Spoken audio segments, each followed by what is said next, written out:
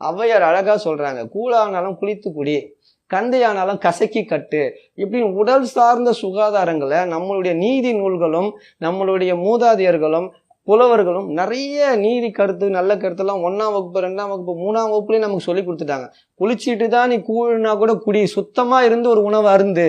சுகாதாரம் முடியல, உனக்கு ஓட்ட துணியா இருந்தா கூட பரவாயில்ல, சுத்தமான துணியா நீ அதை துவைச்சி போடு, கை கால் அலம்பு, ஆலயம் தொழுதல் சாலவும் நன்று. ஒரு கடவுளை இறைவனை நீ காலையில வணங்கு, உன் மனம் அமைதியாயிடும். நீ வெளியில போகும்போது ஆவேசமா போக மாட்ட, இறைவன்கிட்ட உன்னை ஒப்படைச்சிட்டு போகும்போது ஒரு தன்மையா நீ போவ, ஒரு குணவானா போவ. அதனால ஒரு ஆலயம் தொழுதல் சாலவும் நன்றுன்னு 1ஆம் வகுப்பு 2ஆம் வகுப்புலயே சொல்லியிருக்காங்க.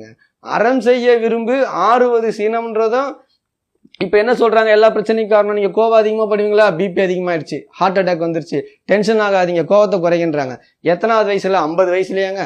நம்ம தான் படிக்கும் போதே 1ஆம் வகுப்பு 2ஆம் வகுப்புலேயே தெளிவா கொடுத்துருக்குறாங்க. அறம் செய்ய விரும்புன்றாங்க. அறம்னா என்னங்க? நீங்க விவசாயியா, அதுக்குண்டான தர்மத்தின்படி இருங்க.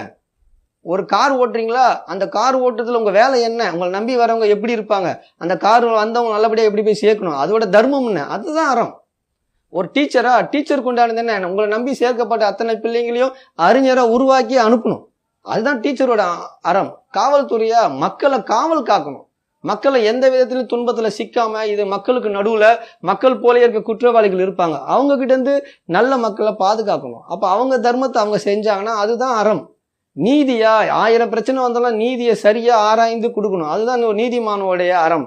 அப்போ அறம் செய்ய விரும்பணும். முதல் நான் விரும்பணும், நான் விரும்பினாதான் இங்க அறமே செய்ய முடியும்.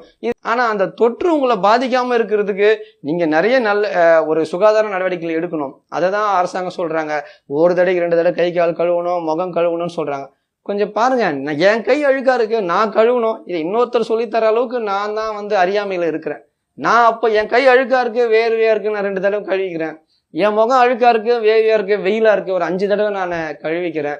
நான் இரும்புறேன், என் சளி இங்க துப்புறேன், இங்க போகிறேன், கண்ட இடத்துல காரி துப்புறது பேர் ஒழுங்கினம்ங்க. அது ஒரு அறியாமைங்க.